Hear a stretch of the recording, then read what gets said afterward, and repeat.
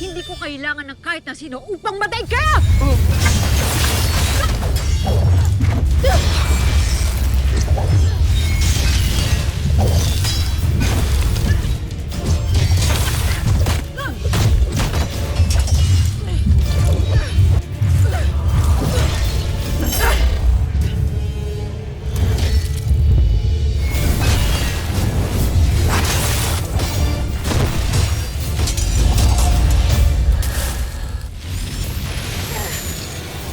Kaawa-awa ka naman, Serena.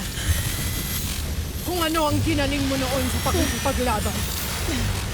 Ngayon, ay katawa-tawa ka na lamang. Sheda!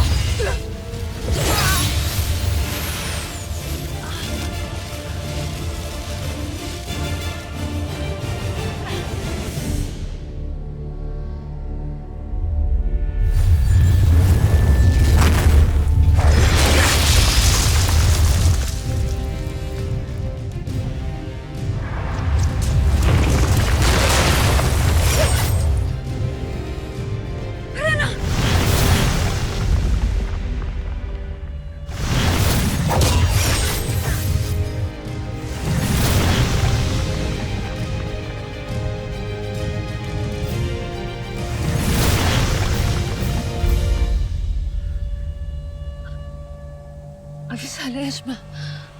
Aking apoy. Huwag mo ako tinatawag na apwe. Hindi ko tinuturing na kapatid ang sanggaya mo. Danaya, bago mo ako sumbatan, maaari bang gamutin mo muna ako? Bago mahuli ang lahat. Gamutin. Hindi ba't dinala mo nga sa kamatayan ng aking mag-ama? Danaya, Ganun magkaila, Pirena. Alam kong alam mo ito!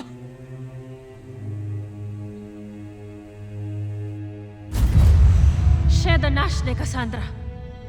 Bakit ko hahayaang mangyari ito? Kung nakatakda pa lang mamatay sina Akil at Gaia sa mundo ng mga tao, bakit pa natin sila itutulak patungo pa roon? Tiyak kung may iba pang paraan na hindi na kailangan pang magsakripisyo ng buhay ni Akil at Gaia. Upang ihanda ang susunod na tagapagmana ni Danaya at tagapagligtas ng Encantado. Danaya, makinig ka muna. Itinago sa iyo ang katotohanan upang mangyari ang propesiya. Ngunit maniwala ka, tumutol ako. Hindi pagtutol mo ang kailangan ko, Pirena. Ang katapatan mo sa akin bilang isang kapatid. At hindi ikaw, o kahit na sino man ang may karapatang magpasya para sa buhay ng aking mag-ama. Ngunit nangyari na ang lahat. Isinilang mo na si Tera. Paano ba natin malalabanan ng tadhana?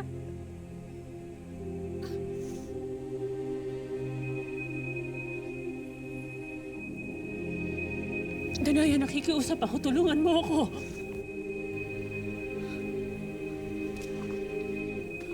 Sangre, Danaya! Mas mahalaga pa ba sa'yo ang galit na iyong nararamdaman kaysa sa sinumpaan mong tungkulin bilang tagapangalaga noon? At bilang isang sangre, hindi ba't nararapat na pangalagaan mo ang Encantadia laban sa mga kaaway?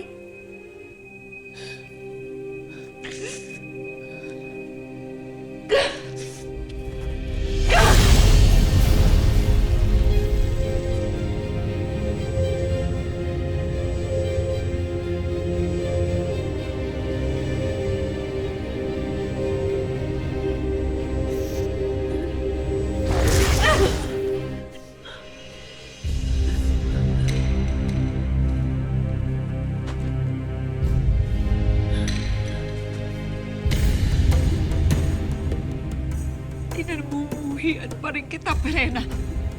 Ikaw, si Cassandra, at si Cassiopeia. Danaya, nauunawaan ko, ngunit... Danaya!